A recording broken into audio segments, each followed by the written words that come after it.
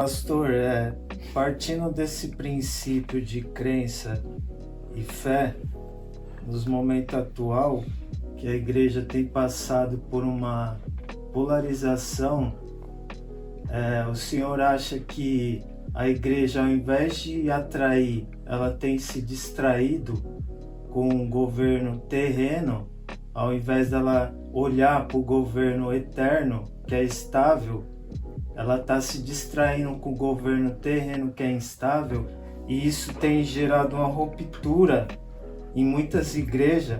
A gente está se distraindo ao invés de influenciar essa geração a ser forte. A gente tem gerado uma geração fraca na fé, porque eles estão abatidos numa crença terrestre, que vai vir um governo favorável para ele, tudo vai melhorar, sendo que a gente tem que olhar para o governo eterno, que é estável, que é lá que a gente tem que olhar. Ótimo. Eu tenho um pensamento sobre isso. Eu vou começar por ele seria o final, mas eu vou começar por ele e aí depois eu construo o pensamento. A gente está esperando um governo favorável porque a gente acha que com um governo ruim a igreja vai sofrer. Então a gente acredita muito que a igreja sofre um governo ruim. Só que é exatamente o contrário. Não é a igreja que sofre um Brasil ruim. É o Brasil que está sofrendo uma igreja ruim. O Brasil que está sofrendo uma igreja sem propósito, uma igreja sem direção, uma igreja sem espiritualidade. Não é a igreja que está sofrendo um país ruim, é o país que está sofrendo uma igreja ruim. Dito isso, qual que é o ponto, o lado profético da igreja? O profeta nunca foi amigo do rei.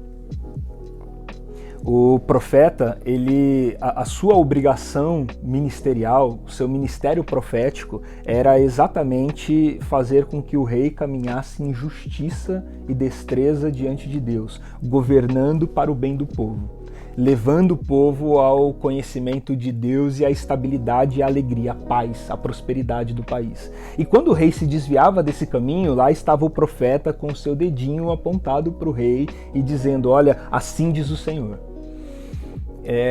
O grande problema é que hoje esse espírito profético da nossa igreja, ele está alinhado com o rei. Ele come na mesa do rei.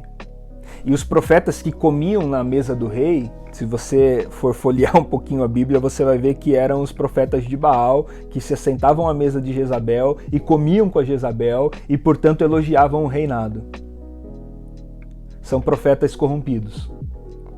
O lado profético, isso é muito sério, muito sério, muito sério. A gente fica com essa briga de esquerda e direita, de Lula e Bolsonaro, de não sei o que, essa pauta de costume, essa coisa toda. A gente esqueceu, a gente perdeu a noção do lado profético da igreja. A gente perdeu a noção da responsabilidade da igreja no meio dessa loucura toda, de pôr a bola no chão realmente, de falar: cara, você é profeta. Você não é baba-ovo de político.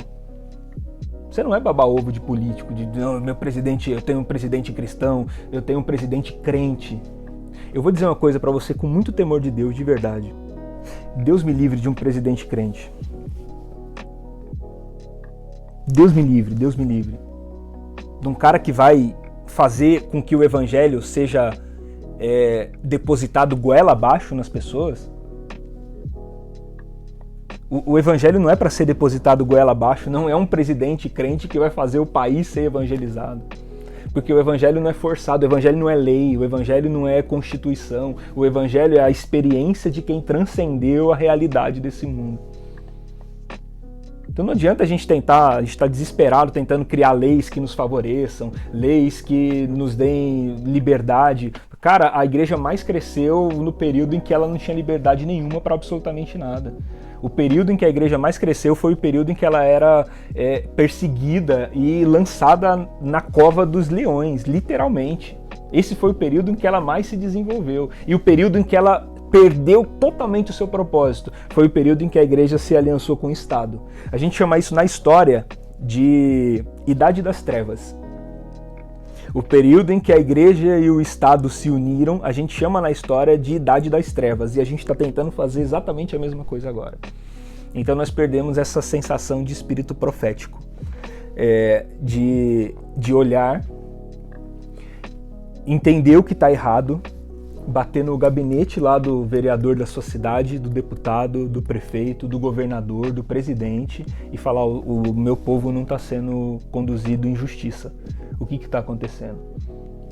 Sabe como era para ser? Eu vou dizer para você como deveria ser.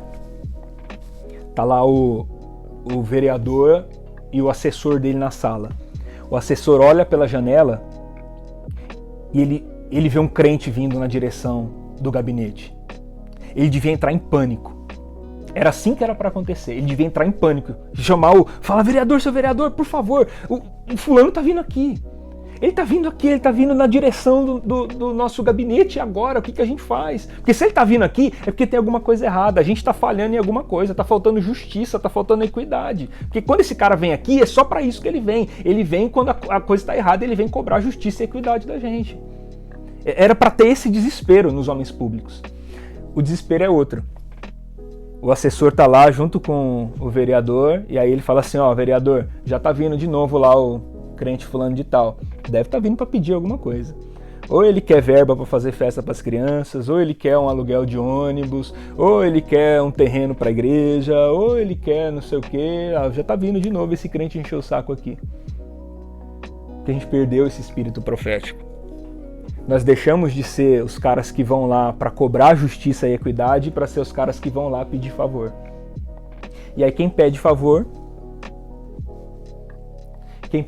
deve favor. Como que você acusa depois? Como que você acusa? Vamos ser sinceros, bem sinceros assim, sem crise, sem bobagem e sem ofensas também, mas vamos ser bem sinceros.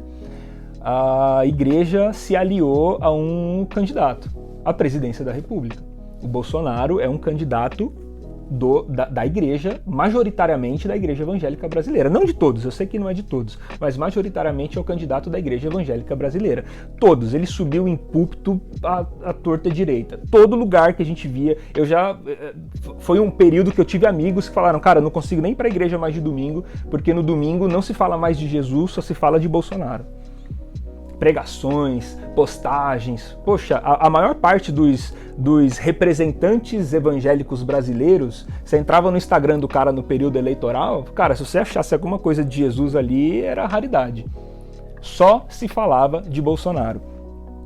O Bolsonaro está sendo investigado agora. Está aparecendo uma centena de coisas duvidosas que foi feito. Uma série de coisas. E vai aparecer mais. Vai aparecer. Eu quero ver com que cara essa igreja vai vir à tona e dizer assim: puxa, erramos. Eu quero ver qual é a cara. Como que a gente vai fazer isso? E agora? Com que cara que a gente vai fazer isso? Com que cara que a gente vai olhar e falar: cara, olha o que a gente fez. Esses dias a gente estava em casa lendo... passando lá, lendo algumas postagens, aí tem um pastor, cara, ele é expoente no Brasil, assim, é um cara de muita voz no Brasil. Aí a gente foi ler lá a postagem dele, ele postou no Instagram dele uma foto do Bolsonaro. Obrigado, grandíssimo homem de Deus, excelente líder das nações, cujo seu único defeito foi amar a Deus sobre todas as coisas. Olha, você tá de brincadeira, cara. Você vendeu seu coração. Você sentou na mesa da Jezabel. Você se sentou na mesa da Jezabel. Você pegou o ministério profético que Deus te deu e transformou isso numa mesa de Baal.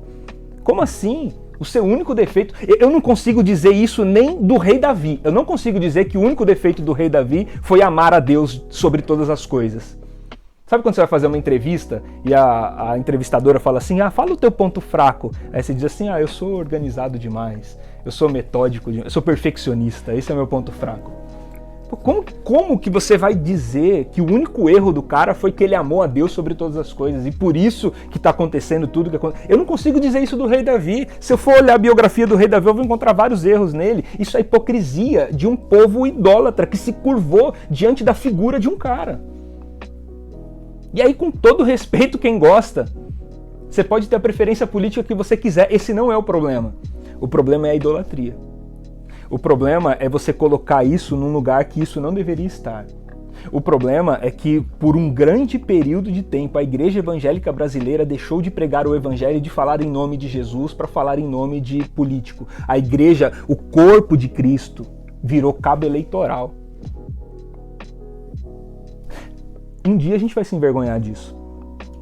A história cobra isso da gente. Tem um teólogo que eu gosto demais, eu tenho as suas obras como uma das principais. Ele contribuiu muito para a minha formação ministerial.